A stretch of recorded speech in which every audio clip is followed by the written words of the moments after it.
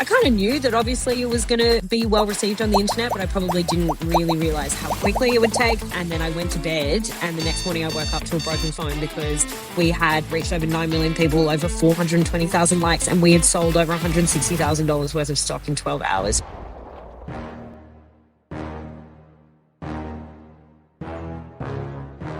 Talk a little bit about your Shark Tank experience. Sorry, can I just fix this? Yep. Wardrobe malfunctions can happen anywhere, anytime. And we all know that you can't rely on fashion tape. You know, they all wanted to invest, and I ended up saying yes to 2 people. I will not stop until everybody stops using fashion tape and makes a switch to clutch.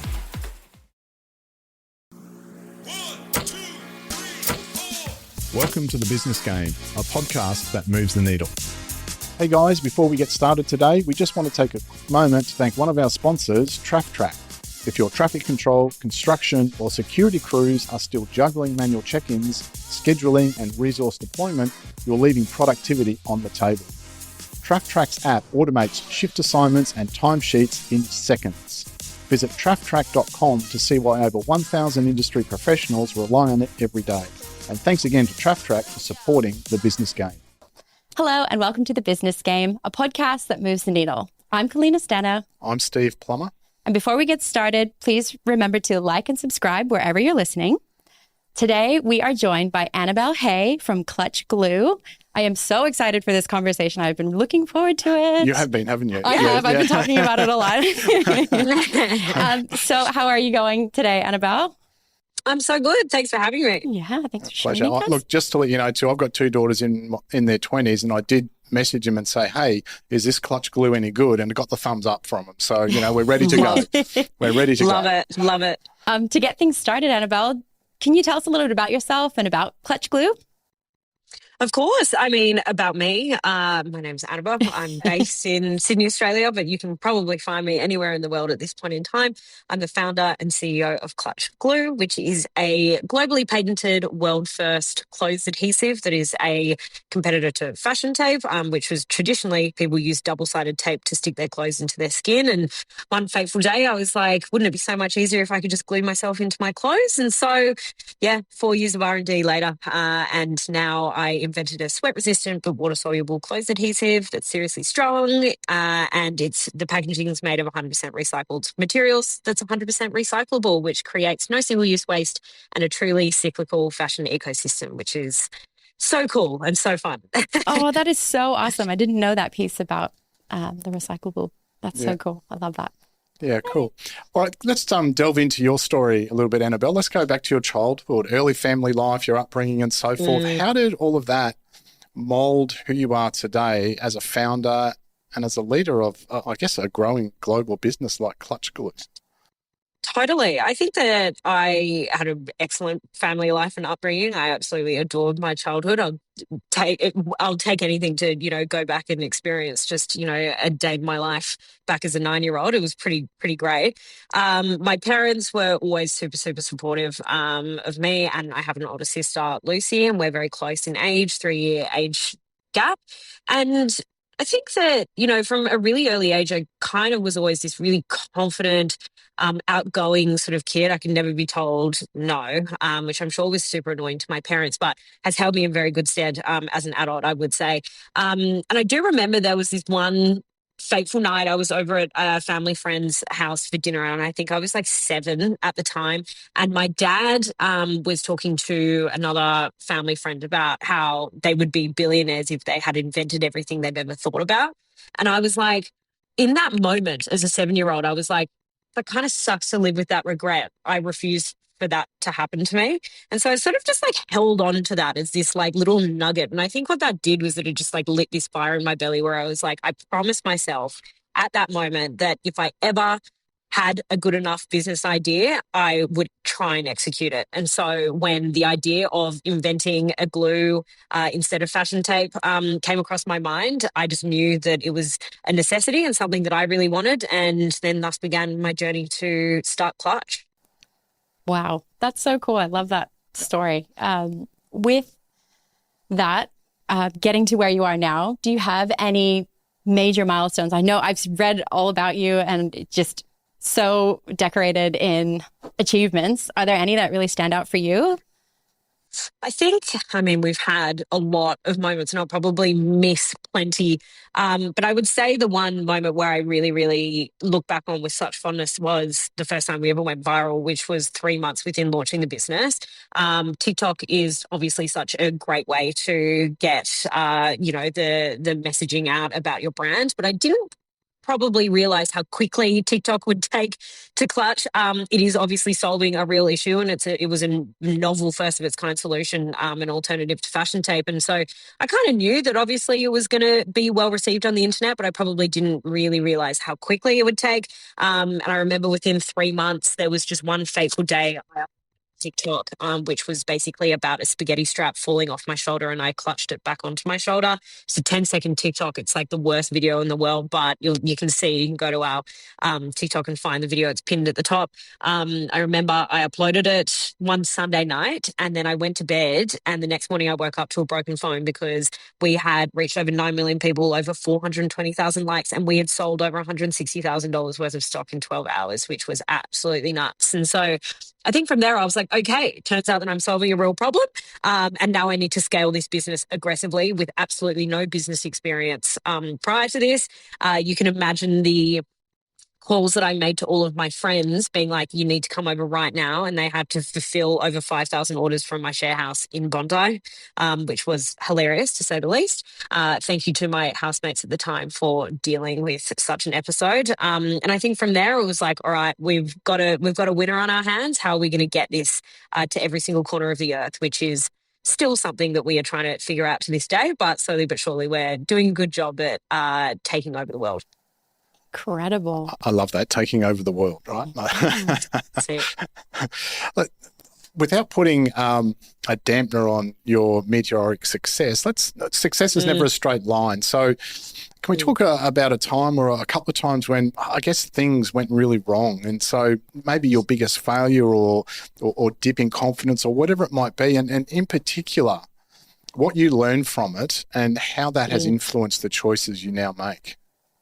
Totally. I think that I think people look at that, viral moment being like, wow, what an amazing thing. And, you made all this money. It's like, no, that went directly back into investing into the business, into more stock. I needed more than I'd ever, needed before, into marketing, into getting 3PLs everywhere, to shipping stock. There's just so many things that people sort of don't really consider when it comes to, reinvesting back into your business. But I would say that actually shortly after we went viral and those orders started arriving to customers, we were getting some emails from customers saying that their tubes were damaged upon receiving them. And so for the first couple times, I was like, were they just getting damaged in transit? I mean, they were taking 2 weeks to go from Australia to the US. Like, what's the problem?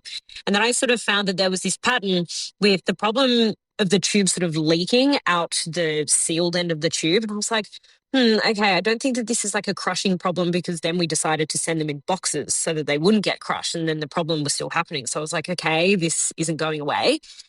So then we sort of did a bit more research and digging into it. And we actually found that our manufacturer's sealing machine tube was too hot. And it was actually piercing the seals of the tube, which meant that a lot of them actually had holes in them. So, of course, that meant absolute mass refunds, manufacturing more stock, replacing orders that were damaged with stock that was not damaged. And so you can imagine we went into even more debt from that process. And so I think what that did, though, was once we realized that that was a problem that we could have as a manufacturing defect, we then went into, right, what can we do to engineer these tubes so that they're not quite as sensitive to heat?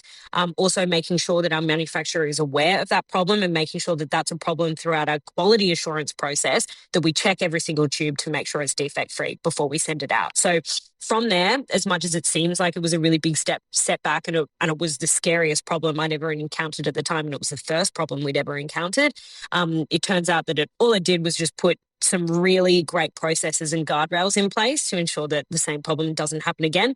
And I can safely say in 2.5 years since that moment, it has never happened again. So I would just say that it gave us a really good idea as to a problem that can happen with our tubes and what we need to look out for. So just to follow up just quickly on that, did that mean that there weren't quality assurance processes in place, or was it that the right ones just weren't in place? Or was it a case you just didn't know what you didn't know? We just didn't know what we didn't know, right? And I think, and that's perfectly okay. When you're starting a business, you are going to come across so many things that you actually just don't know until you come across. And it's just having the right attitude in order to jump over those hurdles instead of letting them stop you. And I think that it was something that now is a question that we ask all of our manufacturers, and we make sure that we have quality assurance testing on every single batch to make sure that that problem doesn't happen again.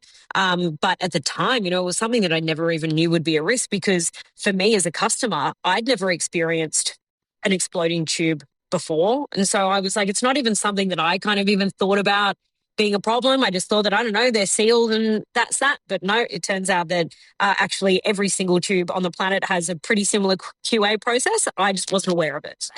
Wow, so interesting. The things you learn. So before starting Clutch Glue, you worked in construction management, which I love because I actually did the same. So I know that is very high pressure, and you have to be, constantly responding to not similar problems, but there are issues on site, and you've got to think fast, right? Because it's a domino effect. Totally. Are there some things that you have taken from that career, do you think, that have helped you to shape Clutch Glue to what it is now?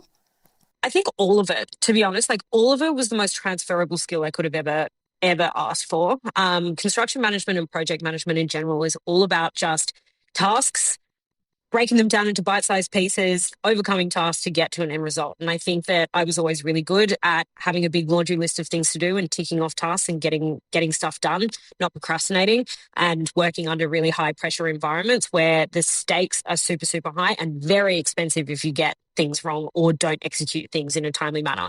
And you're dealing with a lot of stakeholders. You're dealing with contractors on site all the way through to clients that are paying your bills at the end of the day. And it's a really tight rope to walk, where you want to make sure that you're acting in your client's best interest, but also acting with complete respect for the people that are getting the job done on the ground. And I think that is something that I've really, really always had a huge respect for, is everybody plays a part in this process in the supply chain, whether or not they're my retailer at the end of the day that's paying my bills or they're my manufacturer. We all work to the same, we all want the same outcome at the end of the day. And I think it's just really important that you deal with everybody and you speak to everybody on a level playing field and act with respect, regardless of who you're talking to, whether you think they're below you or above you on the supply chain. It doesn't matter. Respect and paying bills on time is what makes the world go round. Yep, I love that. Love that. Yes. Yeah. Well, vendors hear that. Paying bills on time, right? And I will go on the record and say that any vendor that has ever worked with me, I can tell you that I am the world's best payer, because that is what gives people the reassurance they need to work with you again, and also really, helps them. They've got bills to pay as well. We're all running businesses. Yeah, absolutely. Yeah, I love that. Can we talk a little bit about your Shark Tank experience? Yes. I'm fascinated. How many times did you practice your pitch, even from the accidental wardrobe malfunction where the strap came down? And so can you talk us through that process, and also what you actually ultimately learned from that whole, the whole experience? Yeah, Shark Tank was a really fun one, and obviously has gone very, very well for me. That is no accident why it was so successful. We practiced that pitch. Hundreds of hours went into that pitch, hundreds of hours. We had weekly calls with my sister, who's my CMO, and one of our investors, who is a marketing and PR executive. And we had weekly calls to refine the pitch. For anybody that doesn't know, it's a 2-minute pitch when you first walk into the tank, followed by a 45-minute Q&A. So as much as you want that 2-minute pitch to be absolutely perfect, you also need to make sure that you are prepared to answer literally any question. They could ask you anything. You've got no idea. You've got no idea. They also don't know who you are before you walk into the tank. They are not briefed at all. So they could ask you anything from EBITDA to, I don't know, what you ate for breakfast. You really just got to be prepared to answer anything and be really present. So I realized, though, that with TV, you get one shot. It's one take. And if you say an or an or a like or stumble, you bet it's making the edit. So I needed to make sure that none of that ever happened on the pitch. And so the way to do that, be prepared. That there's only one way to do it, and it's to be super prepared and not wing it. And so we decided the best thing to do was to create mock Shark Tank nights, where my sister and our marketing executive and myself got all of our friends in a room, and there were like 60, 70 people at some of these, and we did six of them, six mock Shark Tank nights where I did the pitch and different iterations of the pitch to see sort of like what we think effectively landed with people. And then we did 2 or 3 hours of a Q&A after that, and we did it about 6 times. So you can imagine I'd answered every question under the sun, and we got shark-like people that we knew, from sort of, I don't know, down to my old boss and down to people that I knew were small business owners and things like that. And we got them to sit on this Shark Tank panel, different panel every single time. Even down to my sister found somebody that was on Shark Tank France, and I had a call with him at 1 a.m, getting absolutely grilled by a Frenchman about my business. And it was just the best thing we could have done, because I was like, I can make mistakes here. I can fall flat on my face here, and this is a safe space. I can't do it on TV.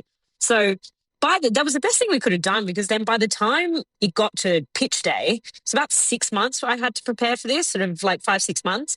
And so by the time I got to the pitch, pretty much my first thought I was like, thank God this is finally about to be over. Like, I've been preparing for this for so long, I actually can't believe that the day's finally arrived.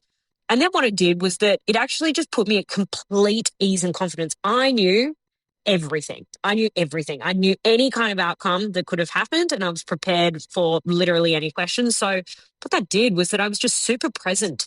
And then the kind of confidence that I was able to present that pitch in was, honestly, you could feel it through the screen. And I think that is why it's so addictive, and why it has over 350 million views across socials, is because people really love watching it. That wardrobe malfunction, though, that we had with the dress. Funny story about kind of the, logistics around like how you do that. So for the longest time, we were like, do we do a bike shorts example? Do I do like my socks falling down? Do I do a strapless top? Do I do a plunging neckline? All of them were sort of a little bit distracting and a little bit janky. And I was like, what's something that's just like effective and quick?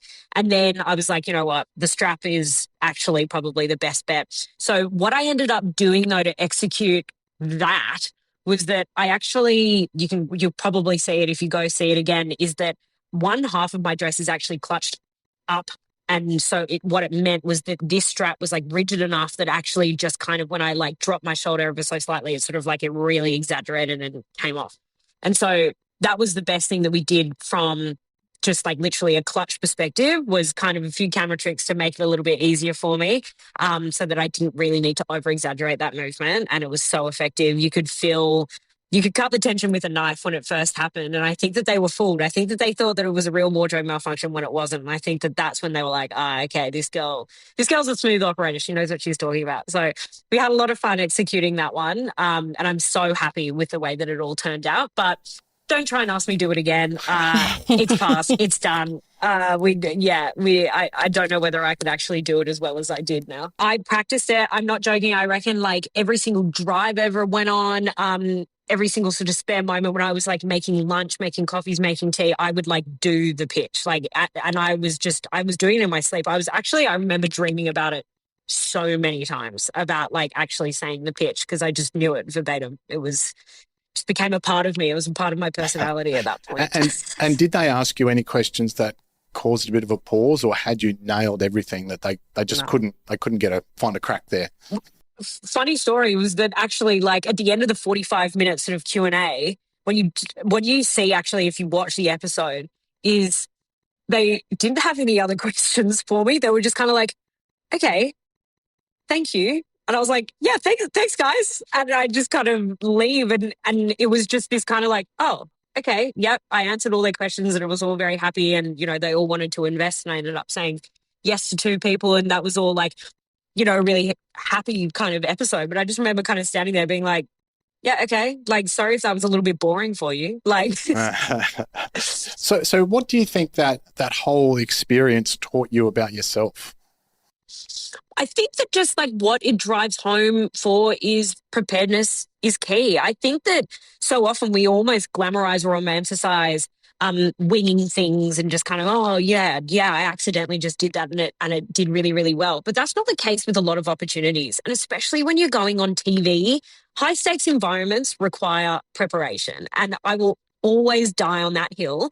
And I think that women not to cast, judgments here, but I think that women are typically way more prepared than men when it comes to these things because we just don't, the fear of being perceived negatively is all consuming, where it's just like, I am going to be as prepared as possible, where I do think that a lot of people go into these conversations being like, oh, whatever, what will be, will be. But I think that what it's made me really reflect on and sit down and analyze, all right, what kind of outcome am I wanting from this certain experience? And what can I do to ensure that I get that outcome? And more often than not, it's just being as prepared as possible. And I know it's boring, but it's the truth. Yeah. Wow. Yeah. I love that. Yeah. Being prepared. Yeah. Yeah, who would have thought, right? It's boring. No, yeah, It's boring. but it's You'd read important and about it pays off, Yeah, right? you've heard about a new success secret first here, folks, right? Be prepared, yeah. And, I love an underdog story. I do. But there's just moments like that where you're like, nah, that's high stakes. Let's be prepared. Yeah. Let's not wing this one. Yeah. You only get one shot here. And was that your first pitch ever, or had you pitched? Pretty much. Yeah. That was definitely my first pitch that I had ever done very seriously, if that makes sense. So there are people that obviously, I'd given the elevator pitch to a bunch of times, but that was the first pitch where it was like, what's 2 minutes of raw data about my business where I can just pepper them with information. So yeah, that was my first time doing it. And I don't know whether it was beginner's luck, but I think that I've taken that confidence and I've taken that, look at what I've done on Shark Tank. And I know that I can replicate this in any kind of pitch scenario that I've had. And again, preparedness has really helped me with that. And so off the back of that, I think that I've become probably an infamously good pitcher. I've probably made a bit of a name for myself, which has only actually given me more pressure to do better and better every time, which is interesting. I'm doing South by Southwest next week, and I'm getting all these messages from people being like, hey, can you give me pitch tips? I'm like, you need to give me pitch tips. I'm also just still trying to figure this out and give people a novel experience, because now the problem is 350 million people have seen that pitch. How am I going to pitch something that's different to that and also can hit just as hard as that? So it's given me a new challenge in terms of making sure that we're still being original and iterating on something that they've probably already seen. Yeah, well, wow. I guess the bar's high too, Yeah, right? you've set your bar really high. It's high. Yeah. It's high. So yeah, I do. And you're allowed to be nervous before all those things. I think that people are like, oh, you go into that stage with such confidence. And yeah, I do. But I'm telling you beforehand, I'm still nervous. And that's a very normal emotion that you're allowed to have before pitching. I think it just shows that you care. Yeah, absolutely. You went into that obviously quite confident because you'd already sort of bootstrapped the business. You knew that you were going in on something that was big, and it was them that were going to be getting an opportunity, right? There was already market fit for the product. So all it was just hey, let's just take this to the moon. That was basically the ask. Yeah. Amazing. I love that. And how I'm really interested, going back a little bit with your time working in the construction management, while you were waiting and creating this product. Yeah. I think I saw that would have been really hard, patience, right? Because you created the product and then you had to get all these patents before launching, because you don't want someone to steal. So what was that process like for you? How did that feel? Well, I think that the patience was something that is definitely a learned skill from construction. I also knew that there was always going to be problems. In construction, your phone doesn't ring for somebody to tell you thank you. Your phone only ever rings when there's a problem. And I just knew to expect that. So, and I think that kind of then just gave me the confidence that I could overcome any problem. And whether that was through creative problem solving or whether that was delegating a problem to an expert to overcome for me and pay them, I knew that there was a way to go about anything that came across my desk. The patience around the 4-year-long process to invent and patent Clutch was, it was testing, definitely. But I think that honestly, by year one it took a year to even just get the formula that we all know and love. I think that I was probably suffering from Stockholm syndrome a little bit, where I was just this is just some fictional thing that I'm working on and it'll probably never launch. I almost just spoke that into my own narrative, which was just oh, it'll launch when it launches. And I think what that did was just relieve all this pressure and weird deadlines and like those deadlines are just counterintuitive. You're building your business and you want to make sure that you launch a product that's perfect. It's not a software company that you can constantly iterate and create new updates. This is your product needs to be perfect the moment it hits a shelf. And so I knew that that was going to take time. And I knew that if I got investors on board too early, they were probably going to inflict some kind of time pressures on me, where I knew that if I just bootstrapped it and just worked through it in my own time, it was going to launch when it was 100% ready and when I was ready for, personally ready for it to hit shelves and to run a business.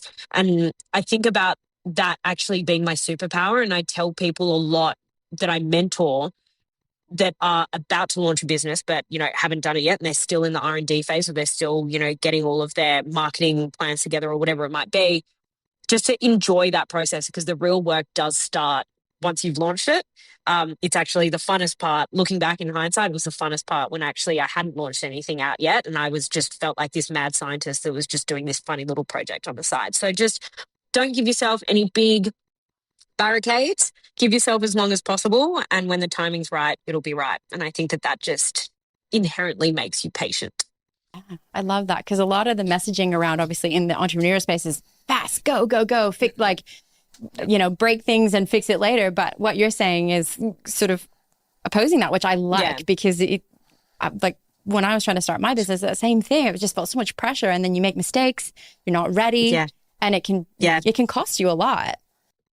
Costs you a lot, and even, reputation and things like that, which is so, so, so important that you maintain a good reputation in the market. I think that, the rhetoric around just throw it all at the wall and break it and put it back together, totally fine if you're running a tech company. If you're running an FMCG business, that is not the way that it works with products. It needs to be perfect. It needs to be 100% perfect when it hits the shelf. Yes. Yeah. You mentioned waiting till you were ready. How did you know when you were ready?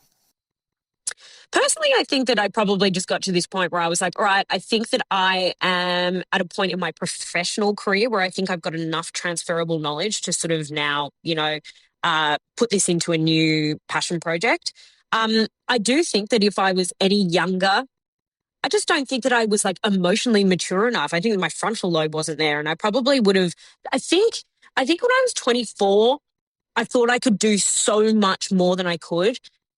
And then when I was 25, when I launched the business, I was like, I actually know what I can't do. And I think that's so important as a founder, that you know what your strengths and weaknesses are, and it takes the ego out of it a little bit. And then you're actually able to ask for help.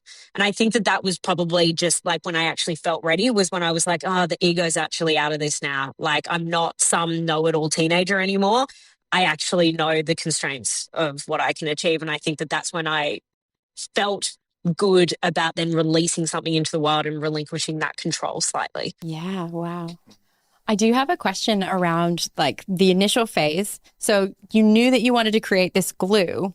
How did you go and find a scientist to create? Like, did you just go, yeah, I know that this is possible, so I need to find someone to make this for me? Yeah, just Google. I'll Google scientist. Well, right?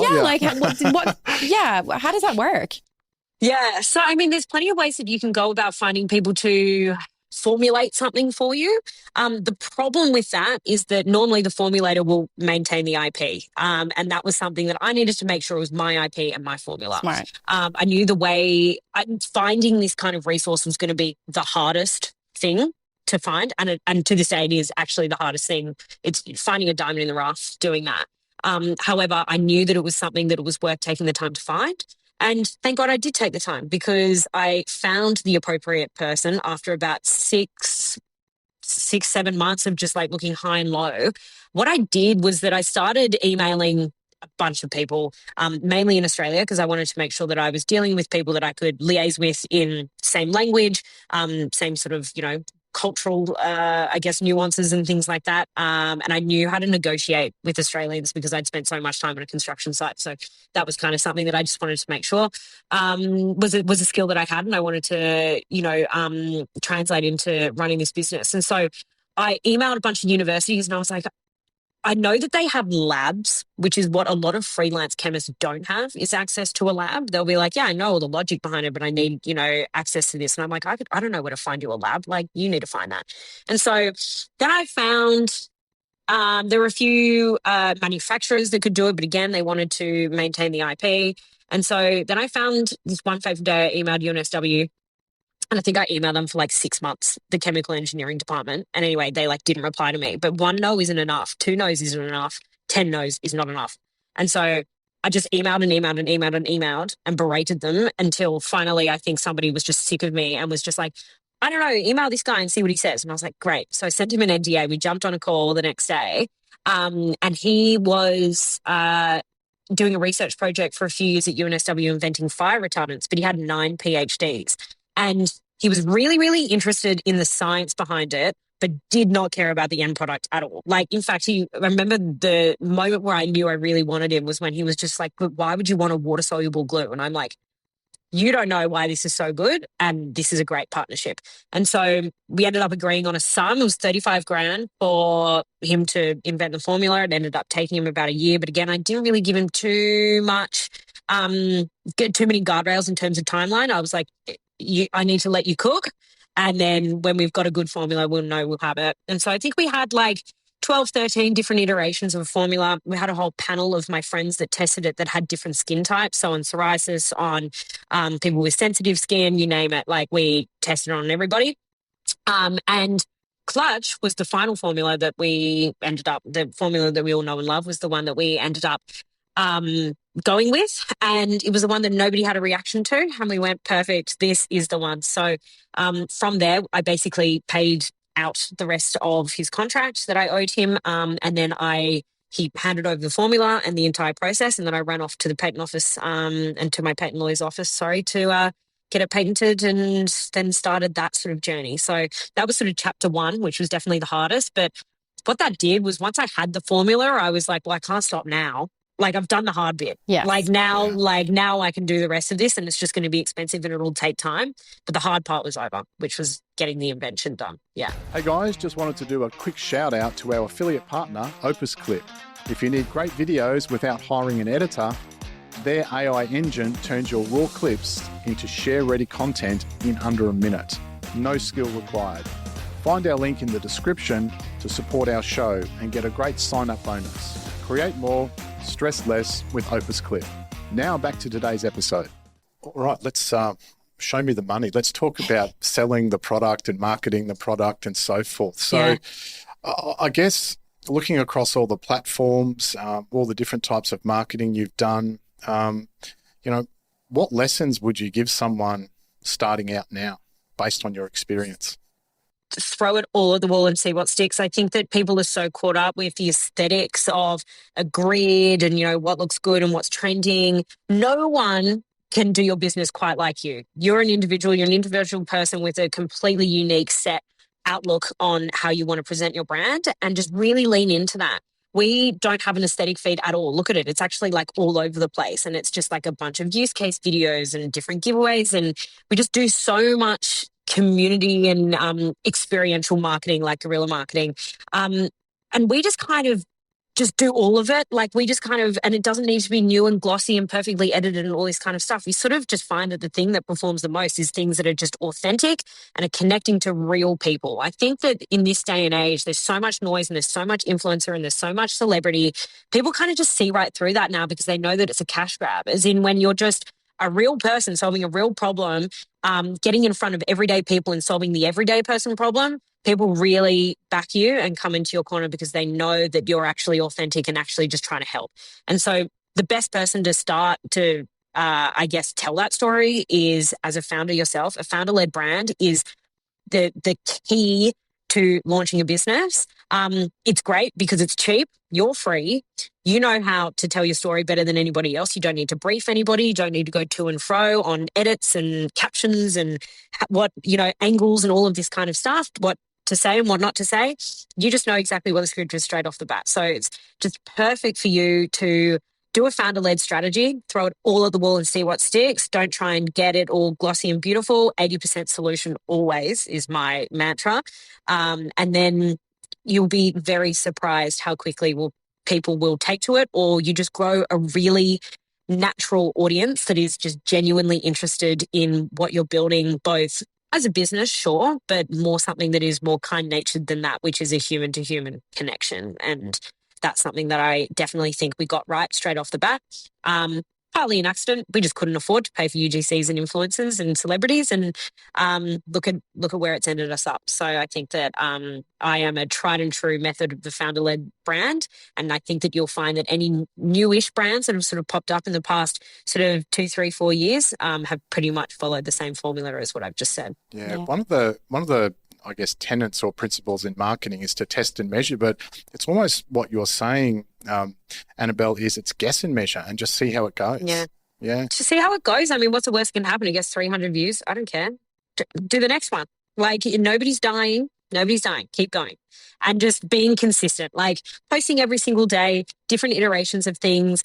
I think also, too, what's important is that tweaking scripts so that they're ever so slightly different, but it might just land a bit better with your audience. So just iterate it. Like, it doesn't need to be completely original every single time. It could just be you tweaking the pitch and, saying the end of your pitch first, and perhaps that's what resonates with your audience. And so just iterating that is super, super important, and it informs you on what your audience actually wants to see and what hooks them into a video. So just guess and adapt, basically. Yeah. Just on that, in terms of ROI, the return on investment for your marketing spend, what's been, I guess, the most successful platform and the best ROI or campaign that you've had? Guerrilla marketing campaigns all the way. I think our guerrilla marketing first started when I had the idea of going out to Taylor Swift. I think this might have been like 2 years ago or something like that. Because I was seeing on TikTok people DIYing their like outfits to go to the stadium and watch her perform. And I was like, well, we've all had the experience of like DIYing an outfit, and then it's fine when you put it on at home and then you start moving in it and then it all falls off, right? And I was like, I just know there's going to be so many people that go to the Eras tour where, the leotard that they've made works at home, but the second they've jumped on public transport, it's all turned to shit. And I was like, okay, perfect. I know that we can help them. So all it was one sign, a double-sided sign that cost us $50 from the printer. And we just stood outside the stadium and it just said free outfit repairs. And people just came up to us and we just clutched them into anything that wasn't holding. Diamantes, plunging necklines, strapless tops, you name it. And we clutched in hundreds and hundreds and hundreds of people.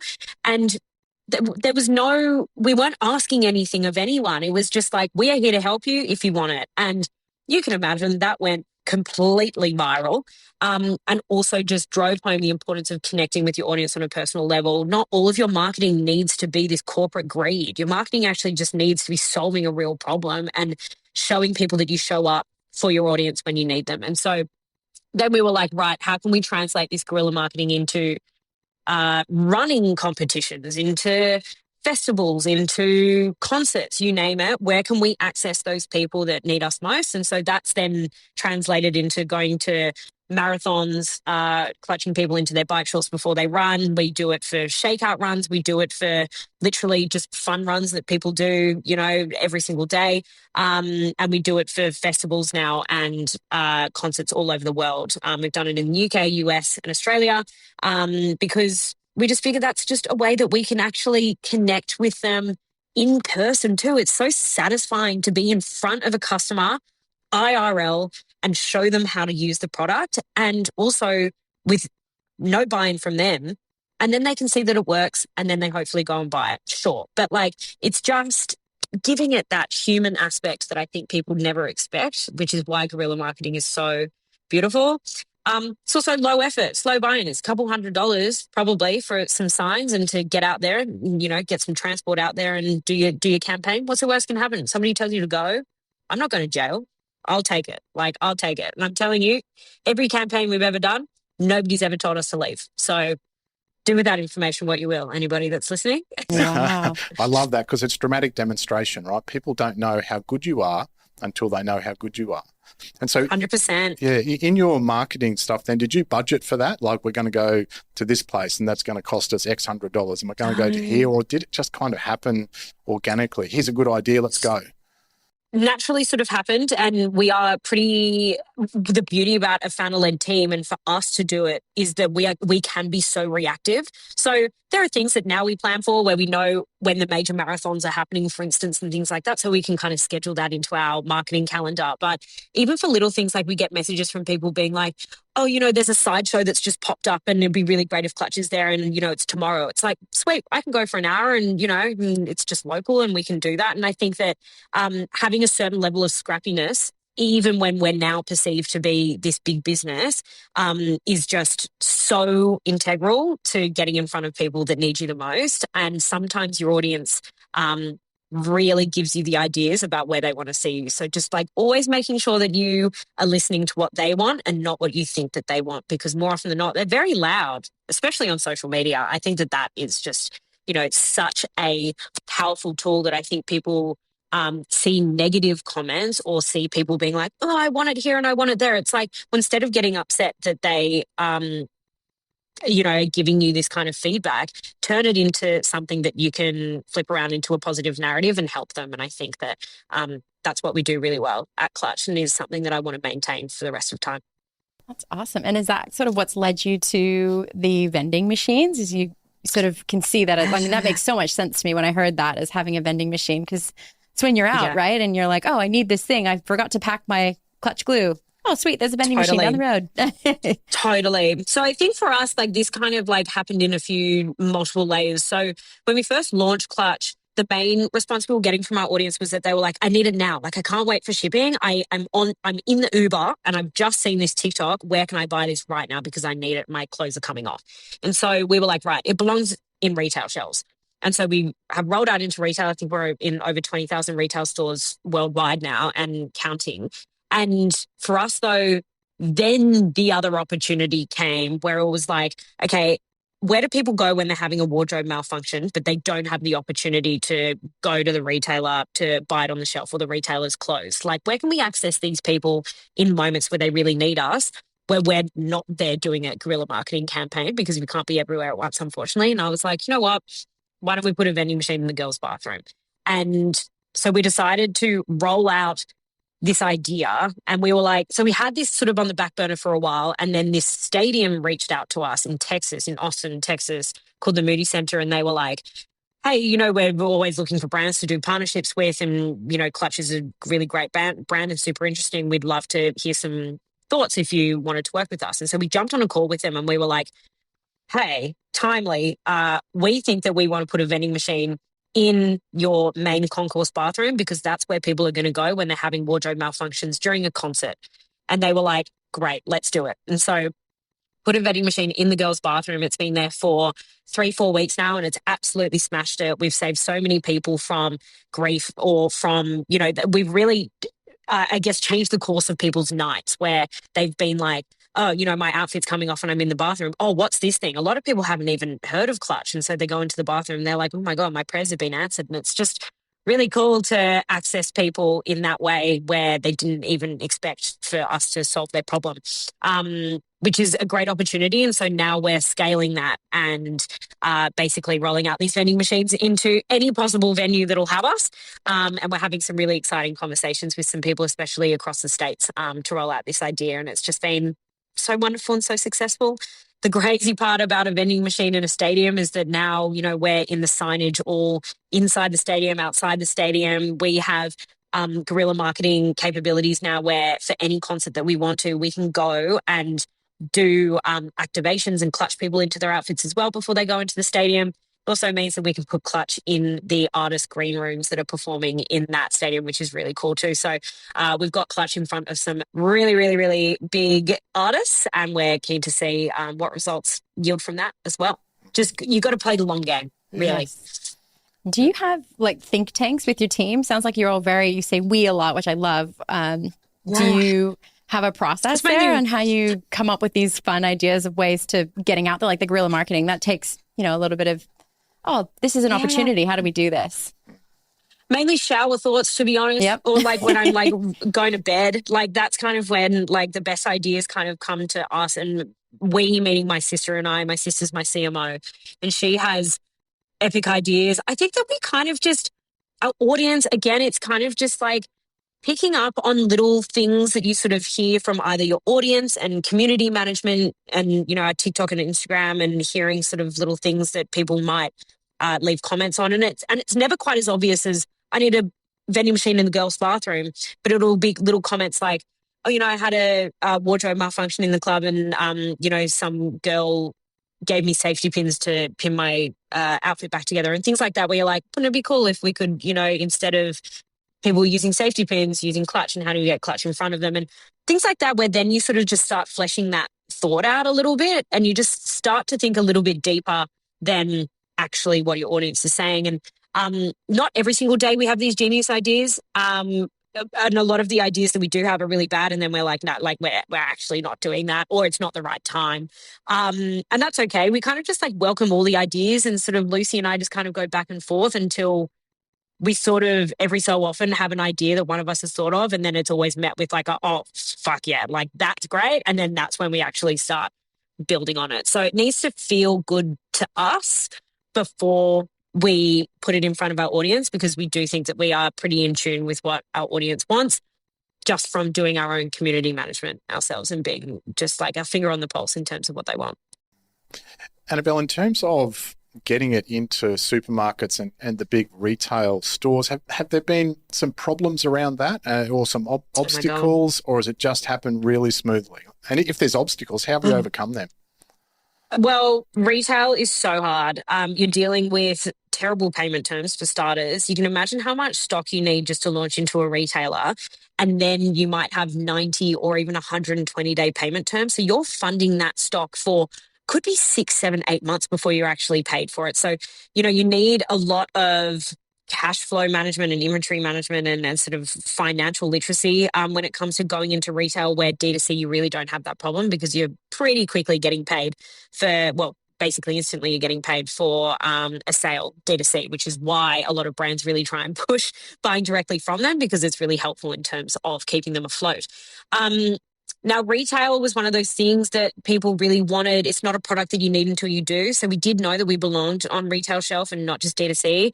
So I started guessing email addresses, because I'm from construction background. Like, I don't know any of these connections. And turns out that guessing email addresses is actually pretty easy. And if you've got a good enough Beatty subject line and, a pretty succinct pitch in your email, people are pretty interested and come back to me pretty quickly. It does help having a really novel new product that obviously resonates with a lot of buyers. So that also helps. When you're sort of another business that's just duping other things, yeah, you probably won't have the same luck as I did. It's always really great to do something that's novel and new. That got me into CVS in the States, which is the world's largest pharmacy chain, I'm fairly certain. Got me into Priceline. And at one point, it did actually get me into Woolworths. But Woolworths is not a happy story. So what I will say is that for our retailers that we've launched into, Boots, CVS and Priceline Australia, we became their third bestseller within a week of launch, and we still maintain that position as their third bestseller. We are a single SKU product in most of those retailers, which is pretty nuts when you think about just the kind of cut through that we're having with our audience. And we thought that we would get the exact same response out of Woolworths. You take that data and you take that sales data and you think, well, I don't understand why this would be any different. And so they decided to range us for a 6-week trending end cap, sort of end of last year, I believe it was. So it was around Christmas time was when this was 6 weeks. If it sells well, then we would get the range review, and then we'd probably be back on shelves sort of in that February timeframe. And so they gave us a purchase order, and within 2 weeks, I needed to manufacture and deliver in full over 30,000 units of clutch, which is absolutely insane. I pulled a rabbit out of my hat. I begged and pleaded with our manufacturer to get that stock to us ASAP. I did all the quality assurance myself, literally got our family into a warehouse and squeezed 30,000 individual tubes to make sure that they were defect free before we sent them out to Woolworths. And so we got that all done. Somehow got that much stock made in 2 weeks and was delivered in full and on time. Now, then what happened was we sort of were starting getting sales data back, and it was not selling. And I was like, what is going on? And anyway, so then we ended up sending a third-party merchandiser to see whether it was actually on the shelf, because I was like, there's just no way that this isn't selling. Priceline's still selling out every single week. So it's not like there's no demand there. And then anyway, it turns out that we were 4 weeks into the 6-week trial, and they just hadn't put the product on the shelf yet. It was out the back, but they just hadn't put it on the shelf yet. And so then I went, right, okay. So I emailed the buyer and I was like, you better get the product out on the shelf. Like, I don't understand, like, why somebody can't just literally walk 2 steps and put it out. And they were like, oh, yeah, I guess so. Anyway, we're putting marketing investment into this. You can imagine we're pushing people into Woolworths to buy it. And then we're getting angry emails from people being like, it's not in there and you're lying. There was this whole campaign that went viral for people saying that like we were lying about being in Woolworths, which that's the dumbest thing ever to say you're in a retailer when you're not. Using Woolworths' name to promote yourself, right? That was what they saw. Yeah. And what they saw, but that's just like completely not intuitive at all and not at all a good use of our money or time. And anyway, so then at the end of the 6-week trial, I think there was only like 40% of stores actually ended up putting the product on shelf. For any of the stores that did actually put the product on shelf, it all sold within a week. So we had absolutely smashed our units per store per week metrics. So with those metrics, we took that to Woolies being like, look at how much we sold. Considering you didn't put it on the shelf, anything that was on the shelf did sell.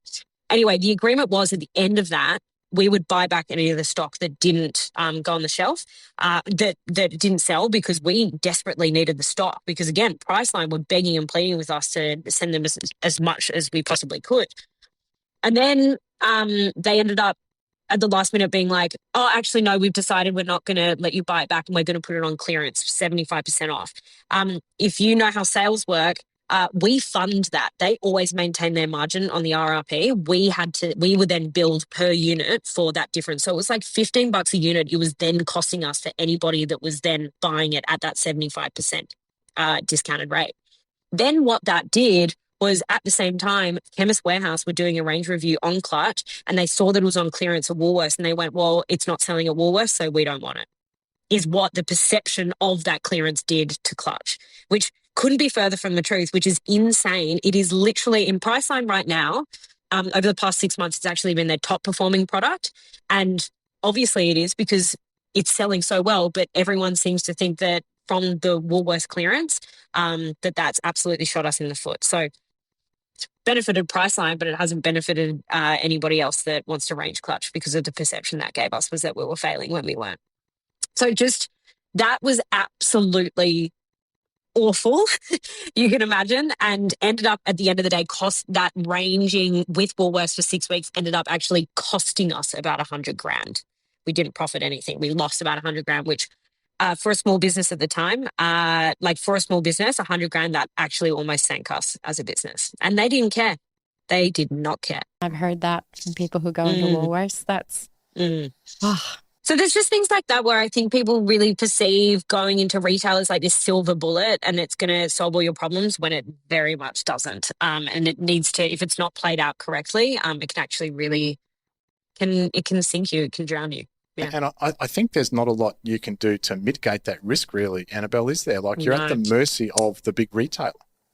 You are. And they just don't care, you know, and that's something that I've begun to realize more and more is that I obviously live and breathe this business because it's my livelihood, but most people out there don't care. And that's something that you do just need to take in your stride and not something that you can do much about. And does that toughen you up, I guess? Without a doubt. I think that it's given me a thick skin. And I think also, again, like that manufacturing issue that we had where it's just like, I know what to expect and I know how we can overcome it. And I know what questions to ask now before getting launched into retailers to be like, hey, we've had this scenario play out before. Are you going to make sure that this doesn't happen? Because if that does happen, I will do X, Y, Z. Like I will pull it from the shelf and you will not get a piece of this pie. So it's good to kind of claim your power back in those conversations and sort of let them know that you do know what you're talking about, because a lot of retailers will use your naivety to their advantage, which is really cruel, but they do. They are savage. Yeah, wow. And with that, speaking of like managing risk, when was the moment that you went from your stable job and went all in on Clutch Glue and went, yep, this is what I'm going to do? And how do you what sort of things do you hold in your stride to keep you focused and go, no, I made the right choice? Totally. So I think for the first 2 years of Clutch being out, my sister and I still worked our full-time day jobs and did Clutch them full-time. So we were working like 18-hour days most days, which was absolutely insane. But we did what we could. The reason why we didn't bring ourselves on board sooner than that was we were just spending so much money on scaling the business that it didn't make sense to take money from the business and put it in my pocket when it was better spent scaling the business up, and we needed every single cent poured into that. And I think that that's something that people perhaps pull the trigger a little bit too early when it comes to taking money from the business where it could have been better spent elsewhere. I just did the numbers, and I'm always really close to the numbers, and I do all of our finances at Clutch. And I just realized until our operating expenses became really clear and really consistent, I knew that I couldn't afford to take on a salary yet, because again, things were scaling so much, and there were so many fees that were sort of just like stuff that we ended up needing to pay to get it to XYZ and whatever, and just so many things you can't anticipate. And so until that became consistent, that's when I was like, right, we can actually take money out of this, because I know how much every single month this business should cost me to run. So then what ended up happening was that we did a cap raise at the end of last year. It ended up being the world's largest FMCG cap raise for a pre-seed round, which was absolutely insane. And then that's when I was like, all right, we've got a couple $1 million in the bank now. Let's take ourselves on board and also hire a team while we're at it. So we sort of went from this being this little chaotic side hustle to actually being this business that then we legitimately had to run. And I think that just held us in really great stead. Again, it sort of kept us honest and humble. And I think that we never take for granted what an intense period of time that 2 years was before we were able to grant ourselves the luxury of paying ourselves a salary and working full-time just on one thing. So I'd just say to anyone, just to make sure that you've kind of really got that financial literacy up to speed and really understand what your operating expenses are consistently before you decide to take money from the business. Yeah. Right. Looking ahead, next 5 years, what does success look like for Clutch?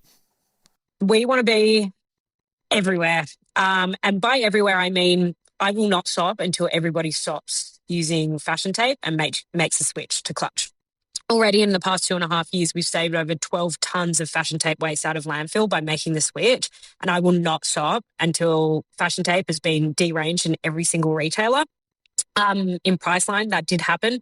Many Priceline stores do not stock fashion tape now because everybody was buying Clutch. So we're well on our way there, and we're just going to stop at nothing until we achieve it. Oh, congratulations. Cool. That's such an achievement already. How cool. Thank you.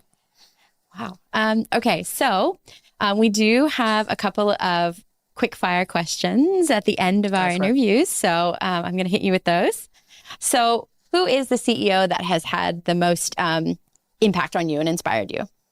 My main CEO inspiration is a guy called Danny Myers, and he actually is a hospitality guru. So he owns a bunch of hotels, restaurants, and things like that all over New York. And he wrote an amazing book. It's called Unreasonable. It's not called Unreasonable Hospitality, is it? No, it's called Setting the Table. Ooh, and it is absolutely incredible book. I'd recommend it to anybody. And I just think he always just really had this can-do attitude, and just really had his priorities straight in terms of who you pay attention to the most and then the least. Oh, I love that. Okay. And what's one piece of tech that you cannot live without? One piece of tech, probably my Notion board. I don't know whether you guys use Notion, but I love it. Android or iPhone? iPhone go through and through. I've got the new one that just came out because my old one, the storage was so full that I couldn't even update it to the new iOS. So. Oh, no. And last one, just quickly, just the title. What was the last book that you read? Who is the last book that I read. Who? Okay. And it's called Who, and it's so boring, but it's literally how to hire people. Love that. And other than in the pharmacies and vending machines, where can people find you and your business? You can find Clutch at Clutch_glue on TikTok and Instagram, or you can find me on Instagram and TikTok at Annabel_Hay. Amazing. Okay. Well, that is all we have time for today. Thanks so much for joining us. This has been such an incredible conversation. It's been inspirational. It has. really I'm has been. like, Thank you. I'm so excited. Yeah. You flatter me. Thank you. So we will see you next time on the Business Podcast. And thanks again, Annabel. Thanks for having me, guys. To help support our continued mission to provide free, best-in-class advice from the world's most compelling business leaders, make sure you hit that subscribe button and ring the bell so you never miss an episode. See you next Saturday. Thanks for tuning in to The Business Game. If you like what you heard, make sure to subscribe on YouTube and follow us on TikTok, Instagram, Facebook, and LinkedIn to stay connected. A big thank you to our major sponsor, TraffTrack, for powering today's episode. And join us again on the next episode of The Business Game, A podcast that moves the needle.